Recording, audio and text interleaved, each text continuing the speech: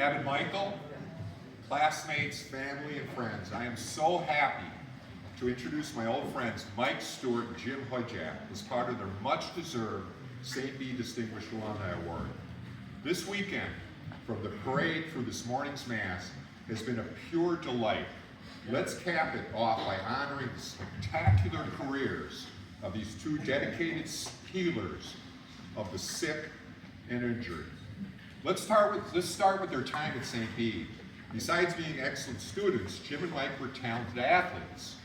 Mike's story is probably more familiar, switching from playing monster in our fine fall of 1973 team to not just playing quarterback as a senior, but gaining all-state status. Even more impressive were Mike's leadership skills and extraordinary physical bravery.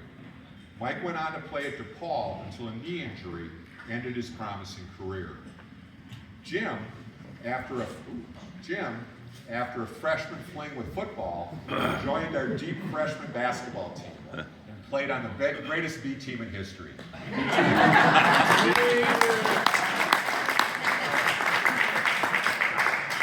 What people might not remember, though, is that Jim was by far our class's finest tennis player and mid to long distance runner.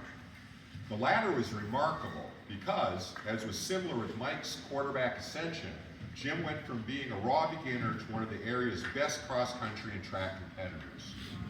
Enough small talk. St. Pete has had several outstanding quarterbacks, and occasionally even a notable distance runner. Let's talk about these two unique physicians whose skills have helped thousands of the sick and injured find relief from maladies of the body, mind, and spirit. And they have done this not just on the local or national stage, but internationally through their research and teaching. Let's start with Jim. Finding his passion for psychiatry while an undergrad, inspired and mentored by Teresa's brilliant father, Jim blazed a path for some of the country's finest schools, places like Washington University in St. Louis, and Dartmouth, the elite Ivy League. Ultimately, he became a full professor.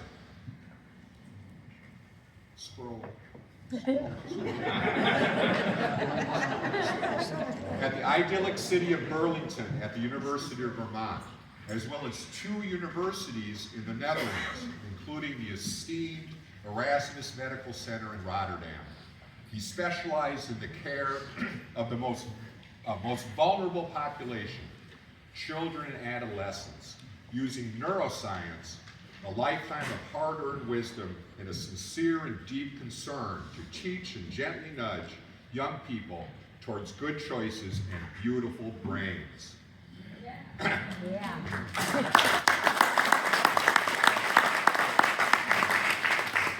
I'm a believer. I saw Jim in action just this Friday as he mesmerized 30-plus students and a handful of administrators at Hall High School. Jim speaks softly but convincingly, with a gravitas that illuminates and inspires. I was proud to tell my students that there stood an actual professor in the truest, richest sense of the word, whose knowledge and insight exceeds even his 250 peer-reviewed articles. Congratulations.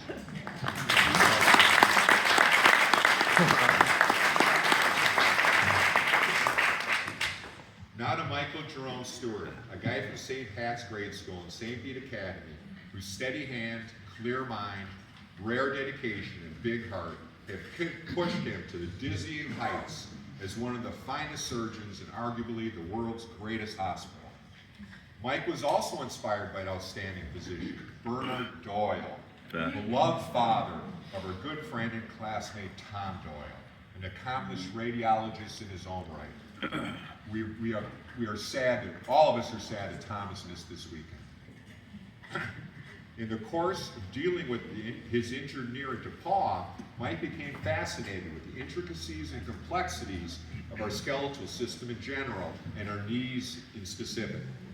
Always a superb student, Mike burned through DePaul like a supernova and went on to med school with our admired departed friend and teammate Larry Albain. From there, Mike went on to a place which seemed made for him. scrolling's not made for me. I'll get to it. The world famous monument to the best in teaching, scholarship, and treatment, the Mayo Clinic.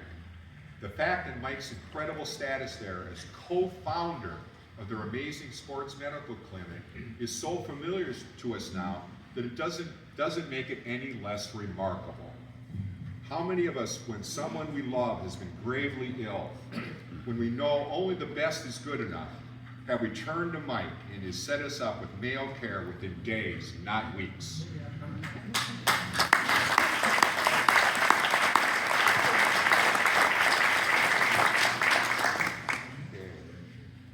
To think that Mike, for decades, is beginning up at 5 a.m.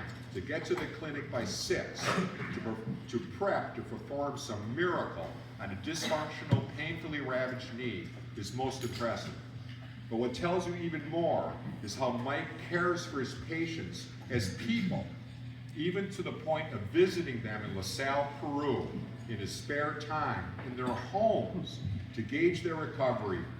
And he even fields calls at home during dinner. And he treats a nervous housewife from LP just as warmly as an NHL All-Star.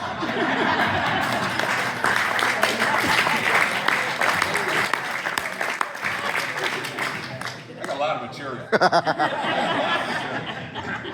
Then there is Mike's experience with hockey. First with boarders in his home with Nancy and his growing family, to his current post as the medical director for World Hockey, no less. In between, Mike's been to more Olympics than Bob Costas. Mike goes to exotic world capitals more than most of us go to Ottawa.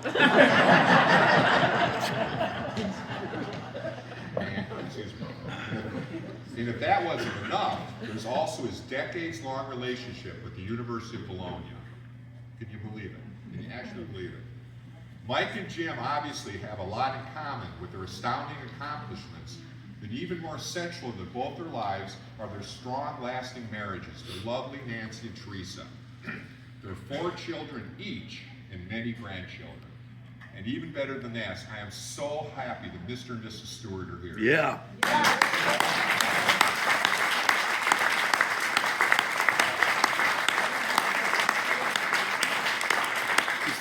To stand as the representatives for all our parents who are not with us, and the people that brought us to games and washed our clothes and did our laundry. I mean, I'm so glad you stand in representation for all of them. Yeah.